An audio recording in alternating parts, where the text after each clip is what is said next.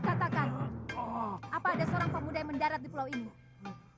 Katakan, ayo cepat katakan. Sontoloyo.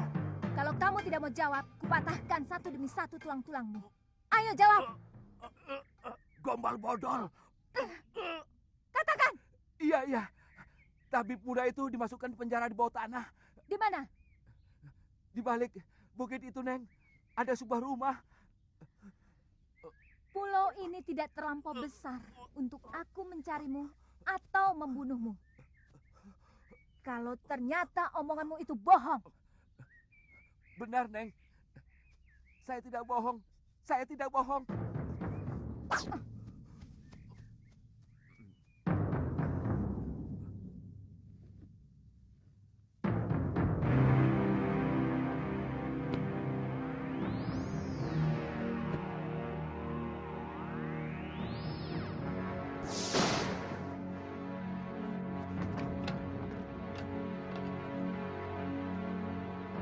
Jangan berlagak jago ke sana. Biarkan kami tetap di sini.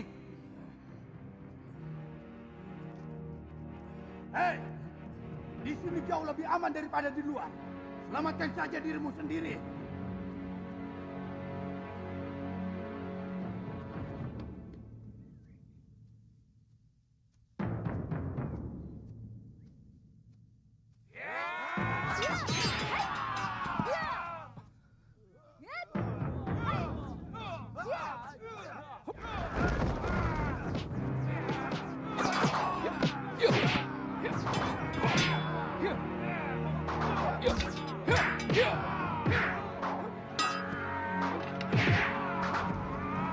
Kurang ajar. Benar-benar luar biasa anak muda itu.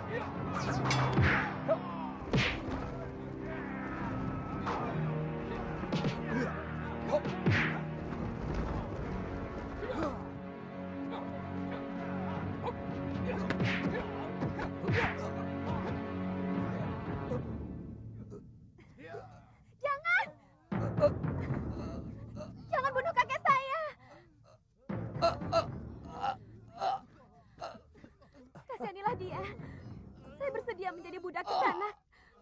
Kalau Kisanak mau mengampuni kakek saya. Baik. Kalian semua saya ampuni. Tapi mulai sekarang, kamilah yang menguasai pulau ini. Kami?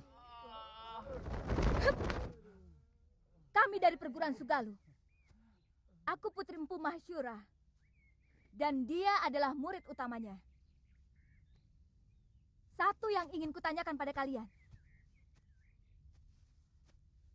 Aku mencari ibuku. Yang telah dibuang dengan hukum yang semena-mena. Oleh Bresdayu. Saya memang pernah mendengar bahwa Adiaksa Sedayu mengirimkan 3 orang hukuman. Tapi sampai sekarang belum pernah tiba di pulau. Mungkin kapalnya terserang badai. Karena bulan-bulan ini memang musim barat. Perintahkan seluruh rakyat Tuan untuk mencari orang yang terdampar di pulau ini. Baik, Dewi. Sisir seluruh pantai. Bebaskan semua orang yang di penjara bawah tanah. Maaf Kisanak. Mereka manusia-manusia bejat. Sangat bejat. Mereka pasti akan membuat onar kalau dibebaskan. Itu tanggung jawab saya.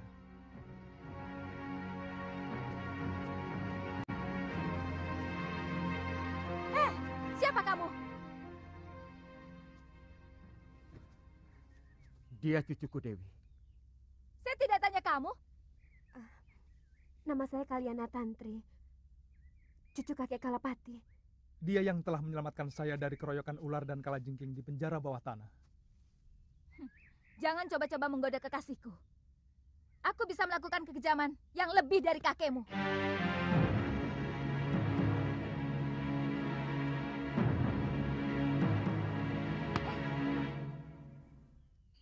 Nyai yakin kakak Empu pergi semedi?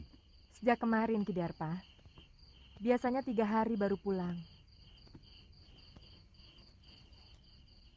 Ini upahmu. Terima kasih, Nyai. Kamu yakin Nyai Sintawati sudah dikirim ke Momongan? Sudah, Nyai. Tapi kapalnya tenggelam terkena badai. Jurumudinya selamat bisa mencapai ujung genting dan melaporkan kepada saya. Jangan-jangan Jangan khawatir, Nyai. Tidak mungkin orang bisa menyelamatkan diri dari kapal tenggelam. Jurumudi itu bisa selamat karena kebetulan mengapung di atas kepingan papan kapal. ya sudah. Baik.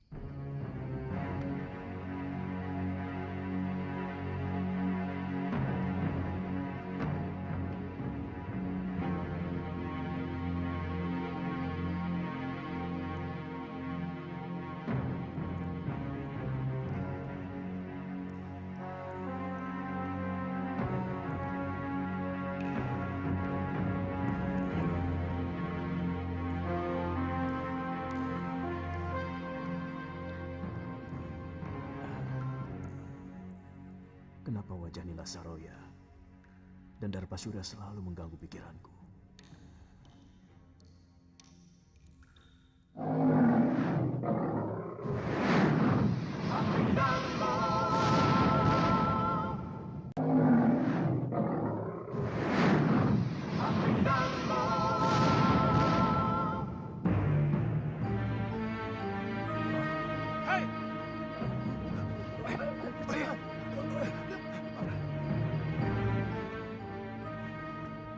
Ada apa?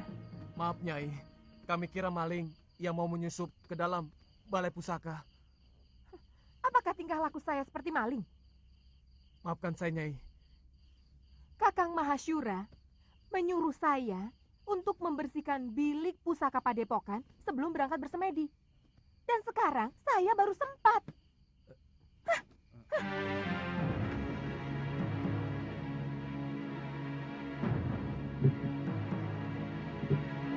Saya heran, kenapa guru lebih mencintai Nyai Nila?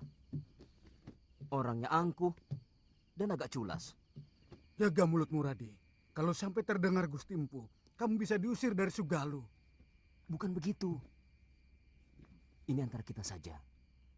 Terus terang, saya lebih hormat sama Nyai Dewi Sintawati. Dia sangat bijak dan selalu memperlakukan kita seperti sanak kadangnya sendiri. Terus terang, saya sendiri agak ragu bahwa Nyai Dewi tega berbuat serong dengan keramnya. Sangat mungkin Ki Darpasura ikut bermain untuk menyingkirkan Nyai Dewi. Sebab bukan rahasia lagi antara Nyai Dewi dan Ki Darpasura saling membenci. Karena adik Gusti Empu merasa tersingkirkan oleh pengaruh Nyai Dewi selama ini. Dan si Gramya itu kan murid yang paling jujur. Mana mungkin dia tega mengkhianati guru? Pendapat Rade dan Adi Bendo memang ada benarnya. Saya pernah memergoki Ki Darpasura dan Nyai Saroya terlibat pembicaraan yang kelihatannya sangat penting. Sebelum Nyai Dewi dituduh melakukan perbuatan aib. Bukan tidak mungkin mereka bersekongkol untuk menyingkirkan Nyai Dewi. Karena kedua belah pihak sama-sama diuntungkan.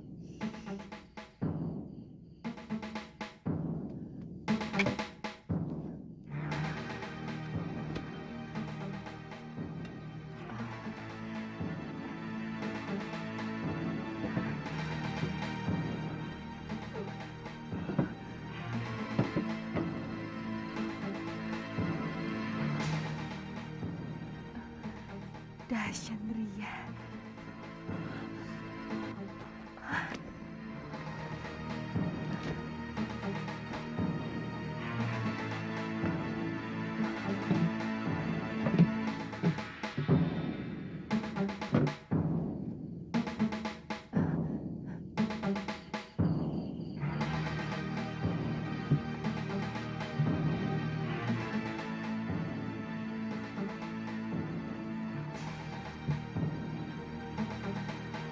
Lihat, apa yang dibawanya? Jangan-jangan dia mencuri pusaka Padepokan. Itu tanggung jawab kita. Apalagi Gusti Empu sedang semedi. Ready? Ada apa lagi? Maaf Nyai, rumah pusaka ini tanggung jawab kami. Apa yang Nyai bawa? Bukan urusan kalian. Kami bisa digantung kalau ada selembar benang pun yang hilang dari bilik pusaka itu, maaf, berikan kepada kami buntelan itu, Nyai.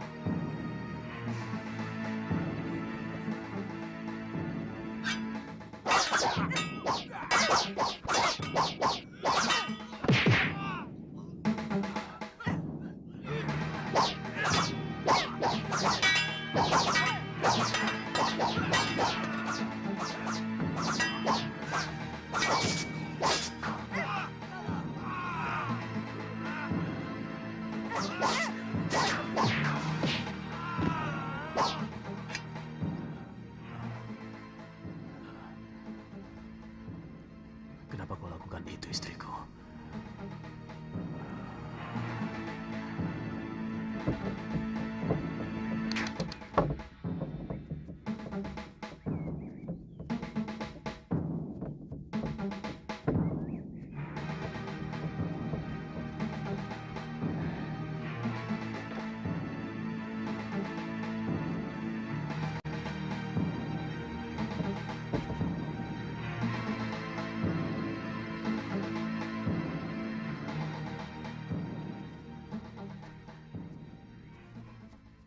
Maaf, agak terlambat. Saya harus menangani orang-orang yang Nyai bantai semalam. Terpaksa saya lakukan, Ki.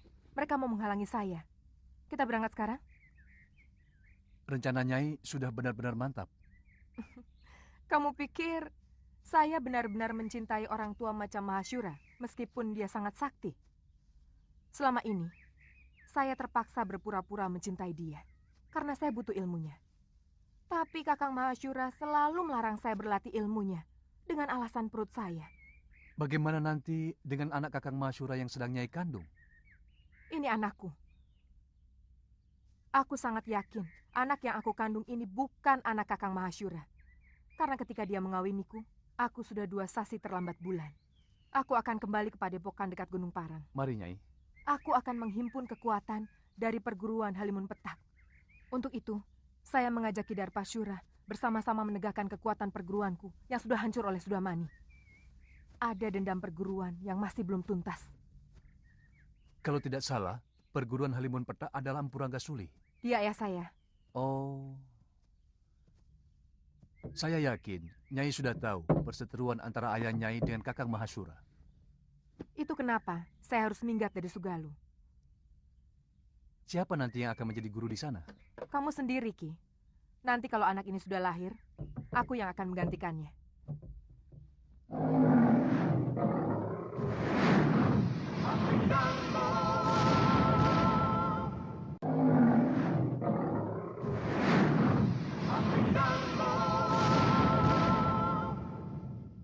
Sangat janggal kalau sebuah negara tidak memiliki raja. Selama Gusti Prabu Anglingdarma meninggalkan negeri Malwapati, rakyat kita seperti ayam kehilangan induk. Tidak memiliki kebanggaan sebagai rakyat Malwapati. Bahkan mereka cenderung menjadi bangsa yang rendah diri. Lalu, maumu apa, Prabaswara? Mestinya Gusti Patih sudah harus mengambil keputusan. Keputusan? Ya, terus terang. Kesetiaan Gusti Prabu Anglingdarma kepada negeri Malwapati mulai saya ragukan. Mungkin karena beliau hanya sebatas mantu dari Gusti Sepuh. Sebenarnya Gusti Patih jauh lebih berhak untuk menjadi raja. Karena kalau saja tidak ada sayembara memperebutkan mendiang Gusti Dewi Setiawati, maka Gustilah yang seharusnya menjadi raja. Sayembara itu yang mengadakannya adalah aku, bukan Romo Prabu. Dan pertaruhannya adalah tahtaku. Di samping adik kandungku yang sangat kucintai, Dinda Setiawati. Sesudah Gusti Dewi meninggal tanpa anak, apakah hak tahta kerajaan Malwapati ini juga masih dimiliki Prabu Anglingdarma? Atau sebenarnya sudah batal? Terus terang, kami tidak pernah berpikir sampai hal itu. Saya tetap rela adik Prabu memegang tampuk kekuasaan. Meskipun Dinda Setiawati telah tiada. Ini menyangkut tanggung jawab beliau, Gusti Patih. Sungguh sangat berbeda. Seorang pewaris asli dan seorang yang hanya menerima pemberian. Jangan menggoyah keyakinanku, Katiwanda. Janji seorang satria itu pantang mencela-mencela. Pagi kuning, siang merah, malam hijau. Gusti akan membiarkan negeri ini semakin kerdil, tanpa kemajuan setapak pun. Karena tidak adanya raja.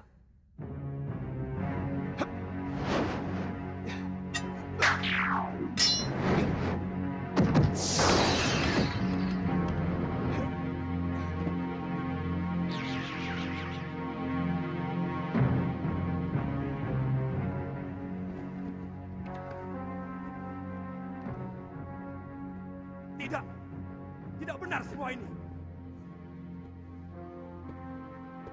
Siapa kamu? Apa aku sudah banyak berubah, Kakang Madrin?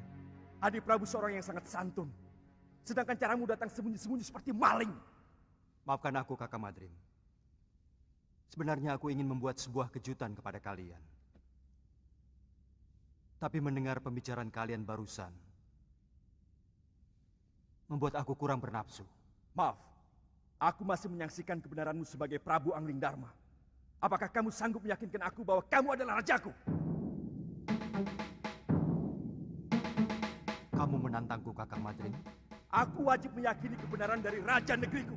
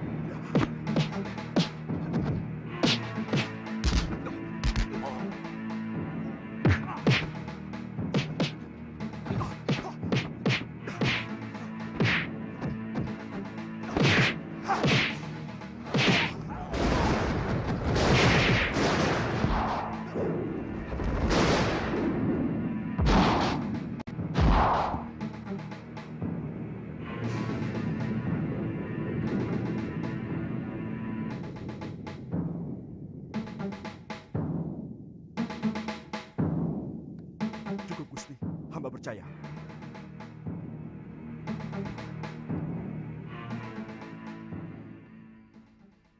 Pengembaranku ternyata tidak sia-sia, Kakang Madrin.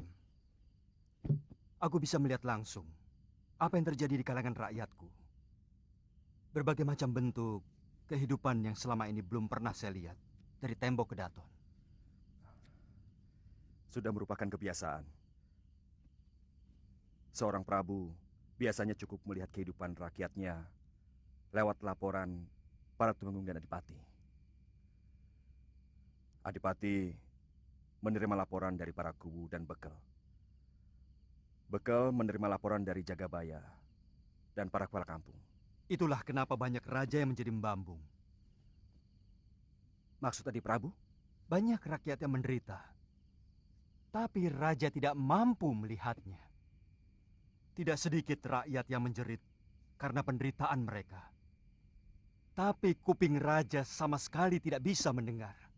Karena semua laporan kehidupan yang masuk ke dalam kedaton sudah disaring dan diberi bedak. Supaya kelihatan indah, adem ayem, toto tentrem, kerto raharjo. Tidak baik seorang raja harus memikirkan hal-hal sepele seperti itu. Semua itu cukup ditangani oleh para rakyat dan tumenggung. Sebab ada yang jauh lebih penting dari urusan tetek bengek seperti itu. Adalah bagaimana supaya bisa menjaga wibawa. Pengembaranku selama ini membuka mata dan telingaku. Bahwa ternyata rakyat tidak pernah peduli. Apakah rajanya berwibawa atau tidak. Yang penting bagi mereka, apakah raja memperhatikan nasib mereka atau tidak.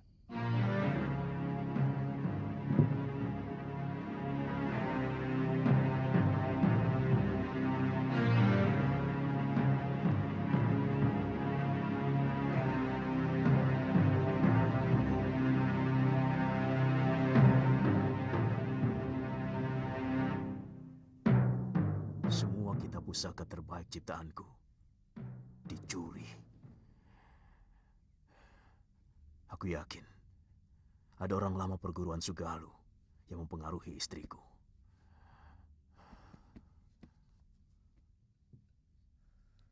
Saya tidak tahu apakah ini hanya kebetulan terjadi. Sejak Nyai Nila pergi, Ki Darpasura tidak pernah kelihatan di rumahnya maupun di padepokan.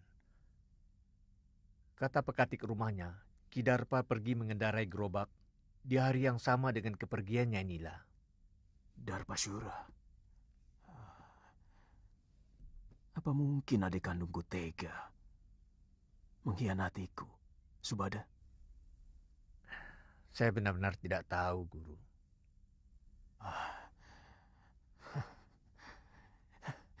Siapapun boleh meninggalkan padepokan Sugalu ini.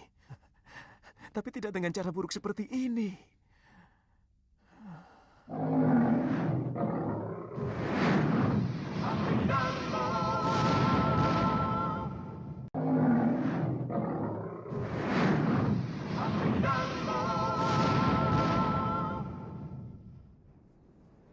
Semua orang sudah dikerahkan menyisir pantai. Bahkan, beberapa orang pun sudah sampai di Pulau Hantu. Tapi Biung belum juga diketemukan. Terus terang, saya bingung, Kakang. Kamu siap menghadapi Gusti Empu, juga para tumenggung Sedayu, kalau kembali ke padepokan Sugalu? Maksudmu, kamu lebih suka tetap tinggal di pulau ini? Karena kamu naksir sama cucu Kalapati itu, kan? Lu, jangan keungkit itu lagi. Aku sudah katakan semuanya kepadamu. Tantri hanyalah teman biasa. Apakah aku harus bersikap kasar kepada orang yang pernah menolongku? Tidak perlu kasar, tapi perlu ada jarak. Selama ini, kesannya Kakang terlalu memberi kesempatan pada gadis centil itu.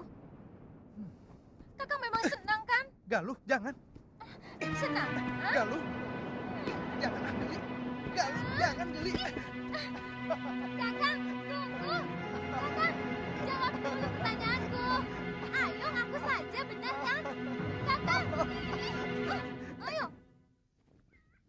Dinda Prabu, baru beberapa hari di sini.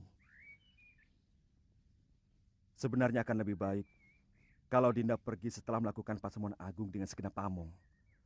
Terus terang, hampir seluruh rakyat Malawapati masih berkabung. Pertama karena kematian Dinda Setiawati. Dan kedua, karena kepergian Adi Prabu sendiri. Kakang Madrim, masih ada beberapa persoalan yang belum aku selesaikan. Aku akan segera kembali kalau semua persoalan sudah bisa dibereskan. Jaga baik-baik negeri ini, Kakang. Dan perintahkan rakyat menghentikan perkabungan.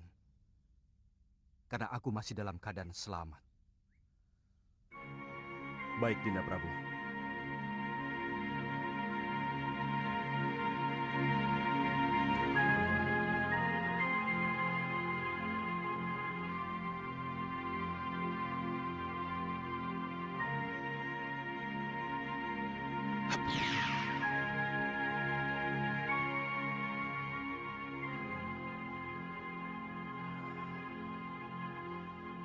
Aku ingin tahu apa yang sebenarnya Adi Prabu lakukan.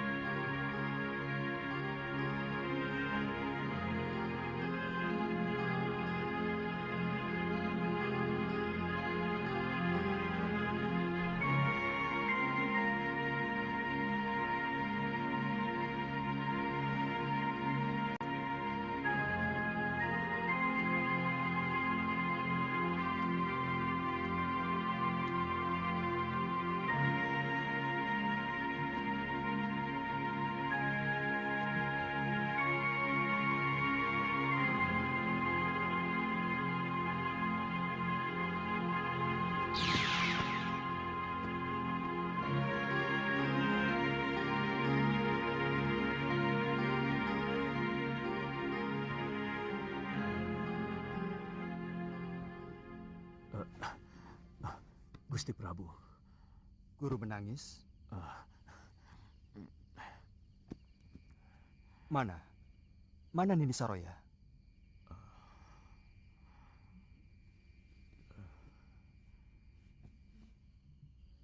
Sejak siang saya duduk di sini, merenungi nasib buruk yang sedang saya alami. Hampir dengan waktu yang bersamaan, saya kehilangan segala-galanya, Gusti. Mungkin juga harapan saya. Apalagi yang terjadi, Guru? Rupanya itu Guru Dinda Prabu. Terus terang, hati kecil saya tidak percaya bahwa Sintawati melakukan aib yang menjijikan itu. Tapi Guru tidak berusaha melakukan apapun? Sejak itu hati saya selalu gelisah. Saya selalu dikejar perasaan bersalah. Lalu saya melakukan semedi memohon petunjuk kepada Sang Pencipta. Apa yang harus saya lakukan? Ternyata hal yang tidak pernah saya duga sama sekali memukul batin saya lebih berat lagi, Gusti. Nila Saroya minggat setelah mencuri beberapa kitab perguruan Sugalu. Darpasyura, adik kandung yang selama ini saya bimbing, telah berkhianat. Saya curiga, dia juga yang mengatur pelarian dan pencurian. Dia minggat bersama Nila. Saya ikut berbela sungkawa, Guru. Soal kitab tidak terlalu mengganggu pikiran saya. Saya masih bisa menyusunnya kembali. Tapi bayi yang dalam kandungan Nila itu adalah darah daging saya, Gusti. Bayi itu bukan anak Guru. Bukan titisan Guru. Ketika Guru mengawini Nila Saroya, dia sudah 2 sasi tidak datang bulan. Dari mana Gusti Prabu tahu? Saya kebetulan melihat mereka berdua di tengah hutan. Dan mendengarkan pengakuan Nila Saroya. Bibit yang dia kandung adalah titisan Sudamani. Yang telah memperkosanya ketika semua saudara seperguruannya dikalahkan oleh pendekar Durjana itu. Dia? Nila Saroya, putri Mpu Ranggasuli, dari perguruan Halimun Peta. Ranggasuli. Dia telah tewas di tanganku. Waktu terjadi perseteruan antara Padepokan Sugalu dengan Padepokan Halimun Peta. Tapi saya yakin, apa yang dilakukan Nila Saroya bukan karena dendam kepada Guru, tapi dendam dia kepada Sudamani. Apa maksud Prabu supaya saya tidak menghukum Saroya maupun Darpasyura? Paling tidak Nila Saroya, karena sebenarnya dia wanita yang perlu dikasihani. Guru masih bisa memperbaiki kesalahan dengan mencari kembali Galuh Parwati dan Nyai Sintawati. Saya yakin Darpasyura telah membunuh Dinda Sintawati dengan cara menenggelamkannya di laut. Saya benar-benar jadi orang kalah, Gusti Prabu.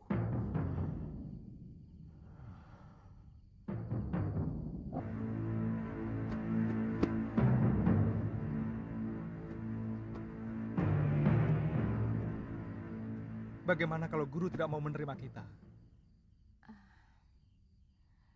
Kita mengembara. Mungkin ke negeri Malwapati. Karena dari dulu Gusti Prabu Anglingdarma pernah menjanjikan mau mengajak saya ke sana.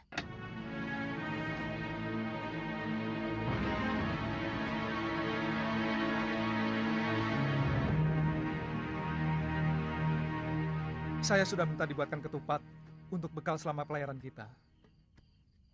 Dengan jung kecil, kemungkinan kita akan jauh lebih lama dari pelayaran kita ke pulau ini.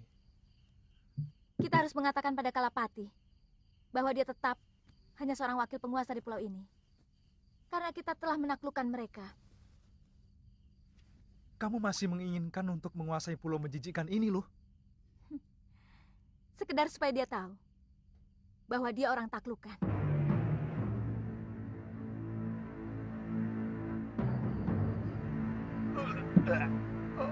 Pokoknya kakek harus menahan Seliwa di sini. Buat apa? Kalau dia hengkang dari sini, aku malah senang. Dan pulau ini akan menjadi milikku lagi. Kek, saya mencintai Suliwa, Kek. Saya bisa mati kalau harus berpisah sama dia, Kek.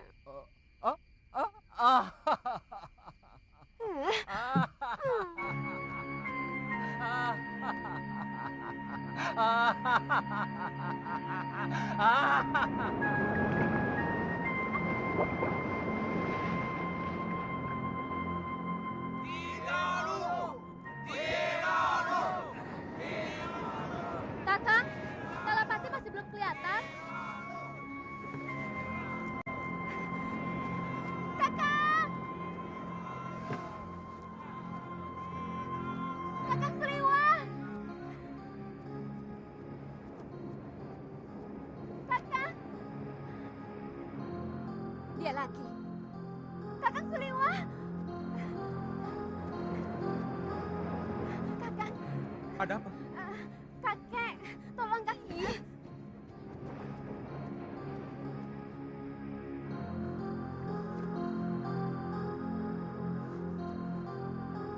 Kenapa kakek? Dia tiba-tiba pingsan. Tolong, Kakang. Pingsan? Sebentar ya. Lu? Apa? Sana, tolong kakek si centil itu. Jangan begitu. Bagaimanapun, saya tidak bisa melepaskan kewajiban saya sebagai seorang tabib. Saya kan tidak melarangmu. Lagi pula itu bukan urusanku. Sebaiknya kau ikut.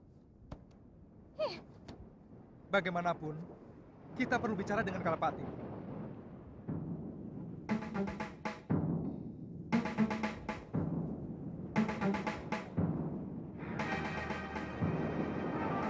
Hah, di mana dia? Di rumah.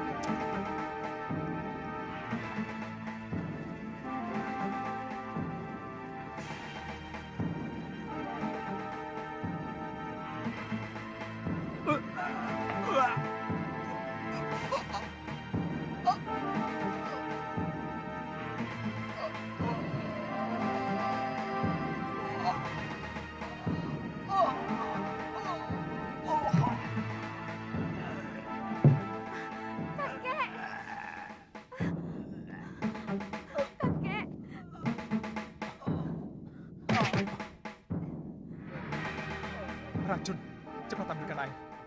Kakekmu terkena racun ikan gelembung dan bunga karang darah. Baik.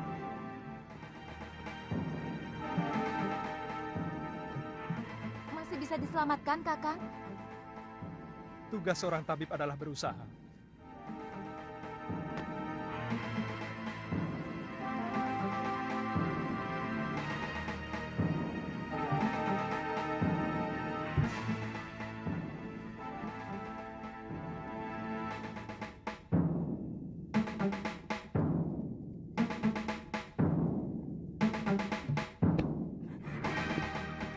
Heh, kenapa kamu tampak senang melihat kakekmu yang sekarang itu?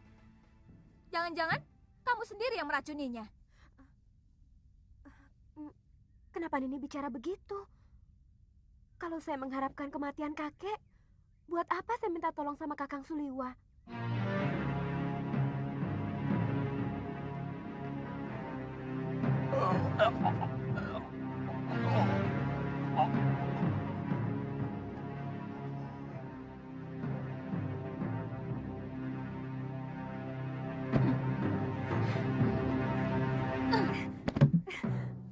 Jangan berani-berani menggoda kekasihku, Tantri. Saya juga mencintai Kakang Liwan ini.